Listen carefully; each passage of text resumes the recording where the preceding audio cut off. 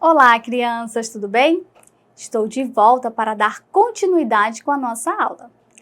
Com a nossa aula que hoje estamos trabalhando o projeto Consciência Negra. Isso mesmo. Hoje estamos aprendendo como foi a formação do povo brasileiro. Nós já aprendemos na primeira aula como tudo começou, com a vinda dos africanos para o Brasil, onde foram escravizados quando chegaram no Brasil. O sofrimento começou quando eles foram ainda lá na África, quando foram acorrentados, eles foram capturados e obrigados pelos portugueses a virem para o Brasil. Isso mesmo. Você lembra que na primeira aula nós estudamos como foi essa travessia deles? Que eles vieram de uma maneira bem difícil, uma maneira muito triste, onde eles eram tratados apenas como mercadoria e não como seres humanos. Então agora nós vamos falar nesta aula sobre como era o trabalho deles, aqui no Brasil quando eles chegaram. Onde eles foram, como era a moradia deles, isso mesmo. Então, para ajudar você a compreender, eu trouxe aqui a representação de uma fazenda, de mais ou menos como era uma fazenda naquela época. Quais os itens que tinha? Então, existia a casa grande, a casa do dono da fazenda. Poderia ser do dono da fazenda, poderia ser do dono das lavouras, que vivia com sua família, de maneira bem confortável, ou o dono do engenho, onde ele era o dono de toda a plantação da cana, de onde era retirada a cana, trabalhada pelos escravos, e então produzia-se o açúcar. Isso mesmo, você sabia que o açúcar vem da cana? Isso mesmo. Então, aqui na Casa Grande era uma casa bem bonita, bem grande mesmo e bem confortável. Isto mesmo. O dono da fazenda, o dono do engenho ou das lavouras, vivia nesta casa com sua família. E eles também tinham escravos para cuidar da casa, da alimentação. Isso mesmo.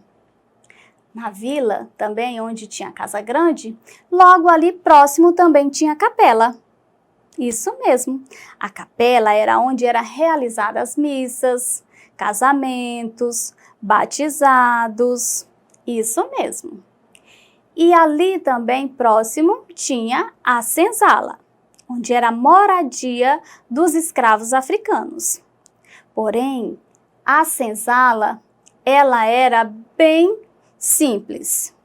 Na senzala, onde os escravos apenas dormiam, passavam o dia trabalhando, ou seja, eles eram obrigados a passar o dia trabalhando. Eram escravos, não recebiam salários, viviam em condições péssimas, não tinham nem direito à alimentação adequada, tinham apenas uma alimentação por dia. Isso mesmo. Aqui na senzala, onde os escravos apenas dormiam porque eles passavam o dia trabalhando, então eles não tinham nem um dia para descansar. Isso mesmo. A senzala não tinha colchões, havia poucas janelas e uma porta. E quando os escravos iam dormir, eles dormiam no chão, porque não havia cama. Alguns forravam com palhas e ali adormeciam, tão cansados da lida durante o dia. E não era só isso. Existia ainda os feitores que ficavam do lado de fora da senzala, para impedir que os escravos fugissem. Em algumas regiões, os escravos ficavam todos juntos na senzala, homens, mulheres e crianças. Mas existiam outras regiões onde se faziam duas senzalas, separando homens de mulheres e geralmente as crianças ficavam com as mulheres. À medida que as crianças iam crescendo, elas já iam ter que trabalhar também. Isso mesmo.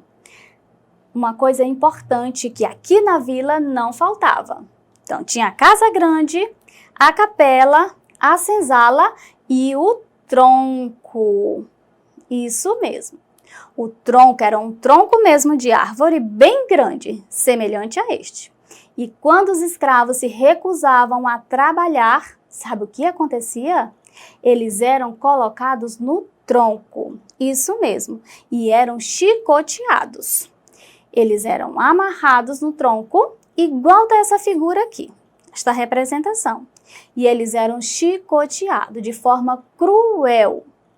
Isso mesmo. Isso acontecia por quê? Para dar exemplo aos outros escravos, para que não cometesse nenhum erro, não ficasse sem trabalhar ou mesmo fugir. Isso mesmo.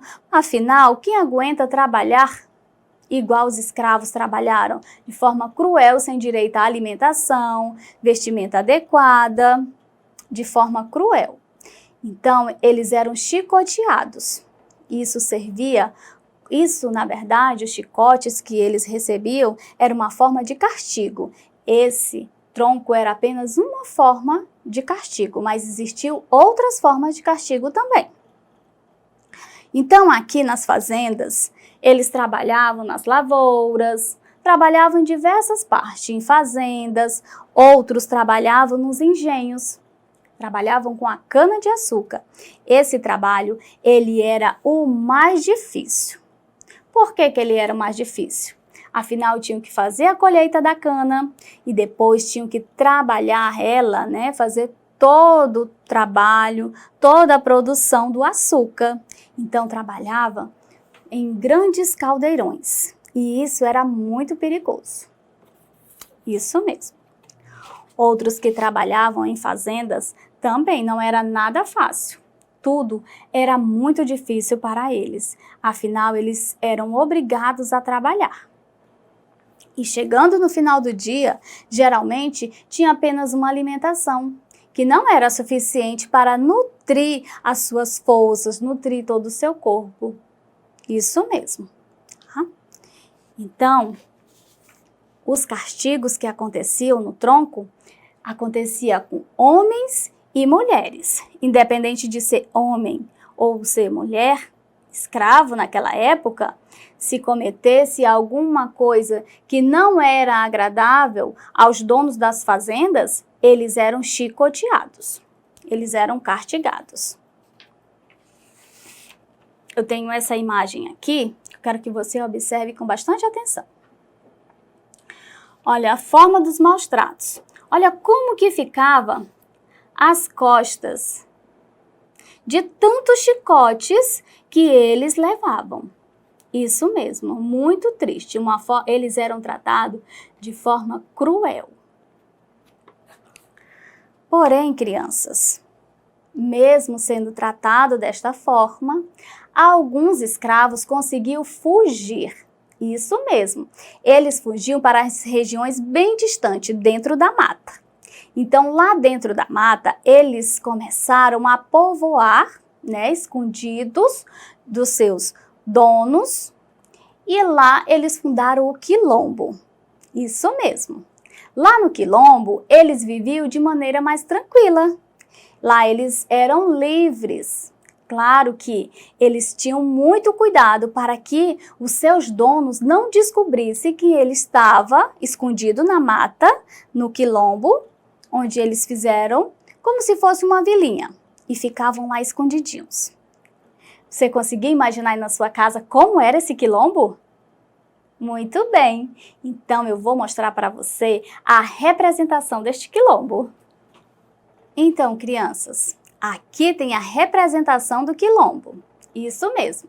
Lembra que eu falei para vocês que os escravos, quando eles não suportavam mais serem chicoteados, escravizados de forma cruel como eles eram tratados pelos seus donos, eles fugiam para a mata e lá eles começavam a se abrigar, né? Então eles criaram o quilombo, isso mesmo. E um dos quilombos mais famoso que existe é o Quilombo dos Palmares. Isso mesmo. E sabe por que ele ficou conhecido como este nome? Recebeu este nome? Quilombo dos Palmares? Porque lá nessa região havia muitas palmeiras. Isso mesmo. Então resolveram colocar o nome Quilombo dos Palmares. Lá no Quilombo, os escravos deixavam de ser escravos porque eles não eram obrigados a trabalhar e começavam a viver uma vida mais digna. Isso mesmo. Afinal, eles ficavam escondidinhos nos seus quilombos, onde eram protegidos, eles podiam plantar, eles podiam colher os seus próprios alimentos para a sua alimentação. E as crianças que eram geradas, que eram nascidas no quilombo, elas eram consideradas livres. Isso mesmo, eram livres. Um dos líderes do quilombo foi Zumbi dos Palmares. Acho que você já deve ter ouvido falar de Zumbi. Então, Zumbi foi um dos líderes, um dos principais líderes, aonde no quilombo ele acolhia os escravos. Isso mesmo. Os escravos eram acolhidos e ali ficavam escondidinhos onde poderiam viver uma vida mais tranquila e também mais digna. Isso mesmo. Mas mesmo vivendo no quilombo, eles tinham que tomar muito cuidado. Afinal, se alguns dos seus donos descobrissem aonde eles estavam, novamente eles seriam capturados e teriam que voltar novamente a trabalhar como escravos. A vida no quilombo era bem tranquila. Vamos observar esta imagem? Isso mesmo. Aqui eles eram bem tranquilos. Então eles viviam, as crianças eram, quando nascidas, as crianças já eram nascidas livres. E toda a população, todos os africanos, tinham uma vida mais digna. Aqui eles poderiam viver a vida deles como era lá na África, com suas tradições, com a sua religião. Isso mesmo.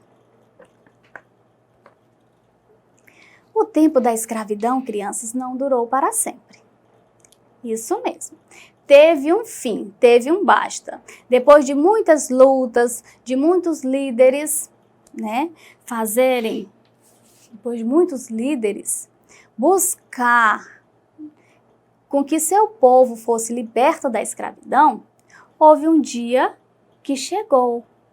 O dia dos escravos serem livres. Isso mesmo, dia 13 de maio. A abolição da escravatura. Foi neste dia 13 que a princesa Isabel assinou esta lei. A abolição dos escravos significa o quê? Abolição da escravatura. Significa quando foi posto fim. Isso mesmo. Quando a princesa Isabel assinou a lei aonde todos os escravos deveriam ser livres, aonde a escravidão acabou. Isso mesmo, crianças. É uma lei. Certo? Muito bem, crianças. Então, a nossa aula de hoje chegou ao fim. Para essa e outras aulas, acesse a plataforma Eduque. Tchau, tchau, crianças. Até a próxima aula.